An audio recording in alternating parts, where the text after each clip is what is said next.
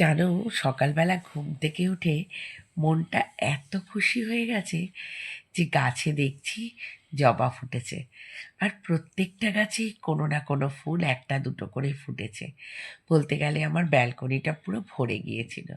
আর এই ঝুমকো জবাগুলো দেখতে এত সুন্দর, ডবল পাপড়ি, পুরো ভরে থাকে যেন গাছটা। ভীষণ ভালো লাগে যখন ফুলগুলো ফোটে।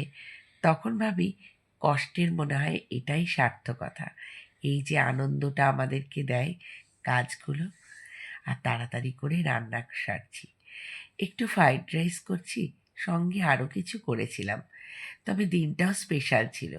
কেন স্পেশাল, কী জন্য স্পেশাল, পরের ব্লগে নিশ্চয়ই জানাবো। তাড়াতাড়ি করে ঘরের কাজ সেরেই গাড়ি যখন ছুটছে, তখন হাতে কিন্তু বেশি সময় নেই। গন্তব্যে পৌঁছানোর সময় প্রায় হয়ে এসেছে। তবে তোমরা হয়তো বুঝতেই পারছো আমি কিসের জন্য ছুটছি। একদমই হয়তো ঠিক ধরেছ যে হয়তো দিদি কোনো সিনেমা দেখতে যাচ্ছে বা ঘুরতে যাচ্ছে। সিনেমা দেখতে গেছিলাম, বিজয়নগরের হিরে।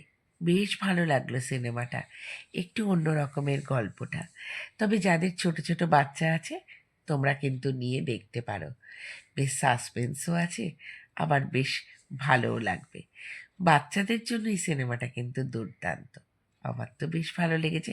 এটা কিন্তু আমি কোনো প্রমোশন করছি না, শুধুমাত্র ভালো লাগাটা ব্যাখ্যা করলাম। তারপর সিনেমাটা দেখে একটুখানি বেরোলাম। যেহেতু আমি স্টার থিয়েটারেই দেখতে গিয়েছিলাম, তাই জন্য সিনেমা দেখার পর বাড়ি চলে আসবো? না না, একদম না। শ্যামবাজারটা তো একটু ঘুরতেই হবে। ঘুরে ঘুরে ফুটের থেকে আমার পছন্দসই জিনিস না কিনলে আমার ঠিক ভালো লাগে না।